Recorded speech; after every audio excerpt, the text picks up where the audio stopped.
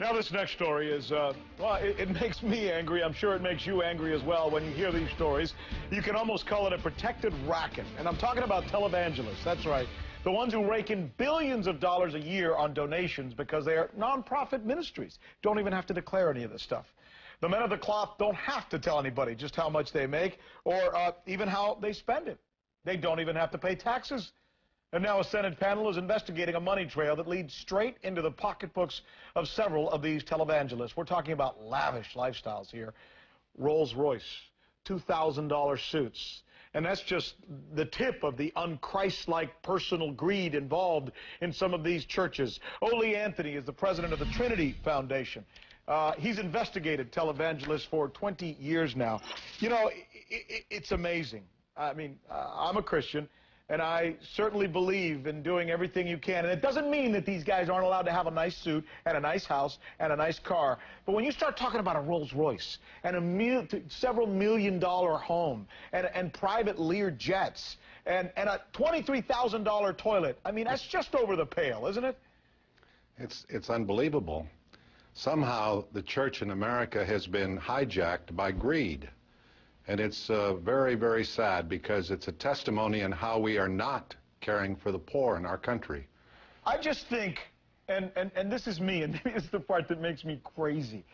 When I think of Jesus Christ, and I think of the way we as Christians in many cases worship today, we are so unlike him. So unlike him in so many ways. Would Jesus do any of these things? Would Jesus drive a Bentley? Would Jesus wear a $2,000 suit? I mean, would Jesus buy a toilet worth $23,000? Well, how about would he live in a $12.5 million mansion, or fly a Citation 10 jet, or get plastic surgery for the man and woman so that they would appear nice on television? It's a travesty, and as I said, we are not caring for the poor. The poor and the needy are who Christ called us to meet their need, not to become greedy money grubbers. You've looked into this. I mean, here's a couple of the names that are being investigated now by the Senate, and they're asking them to come clean and say, look, how much you got and what are you doing with it? There's one of them right there, Benny Hinn. Another one is Creflo Dollar. Another one is Kenneth Copeland, Bishop Eddie Long, Joyce Meyer, Randy White. Who are these people? Tell us about them. Well, Benny Hinn is someone that I've met personally with. He made me a promise he was going to reform. He was going to stop living in mansions and driving expensive cars. He said we have to re-examine our calling because some of the ancient saints lived in caves.